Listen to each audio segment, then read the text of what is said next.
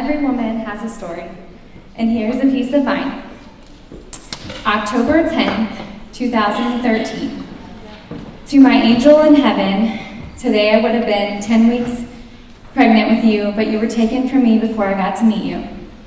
I was so excited when I found out that I was pregnant because your dad and I had been trying for over a year. I will never understand why you were taken from us.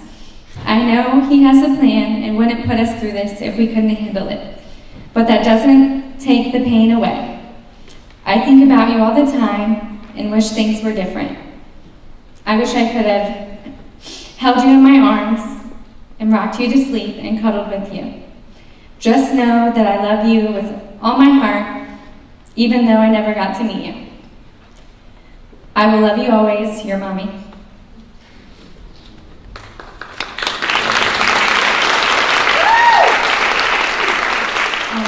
I wrote that letter one day after having a miscarriage, and for the next year or so, my husband and I tried to get pregnant again, and it just wasn't happening.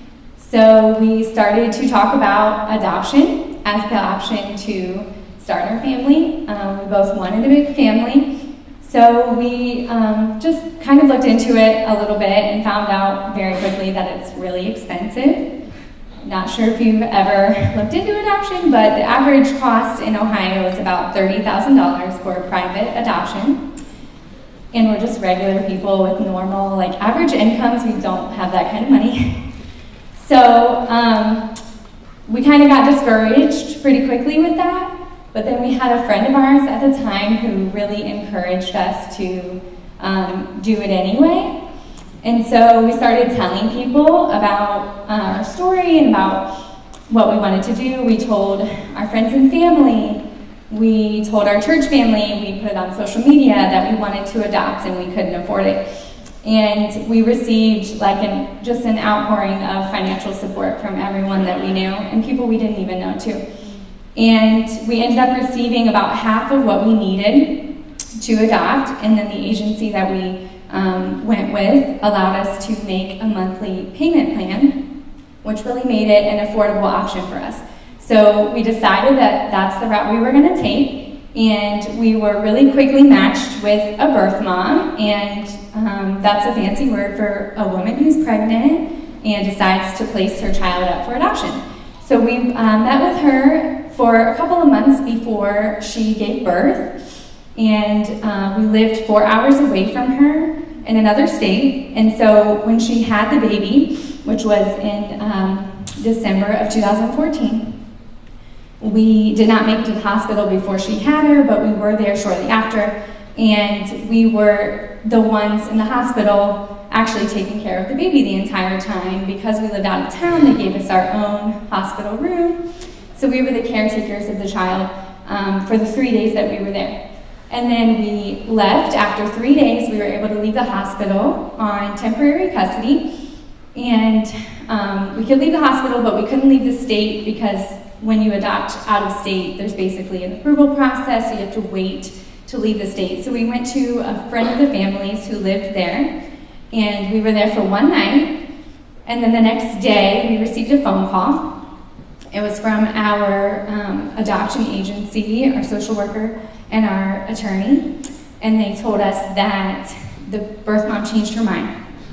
So we needed to give the baby back. And love you!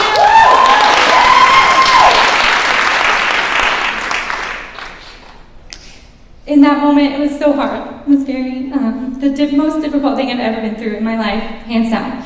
But I've always known since I was a little girl that I wanted to be a mom.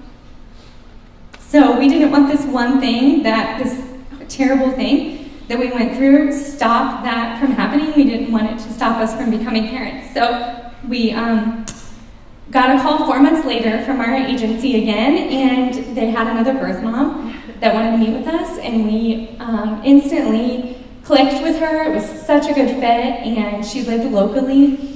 She had her daughter about a month after we met with her, and it was a baby girl, and we named her Ellie. And it later, we legally became her parents. And then flash forward to 4 months later, I found out that I was pregnant.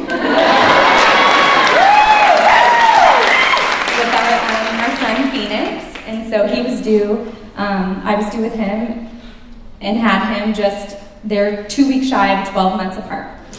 So even though we went through a lot of heartache and ups and downs, if I had to do it all over again, I wouldn't change a thing because I know that we wouldn't have our kids.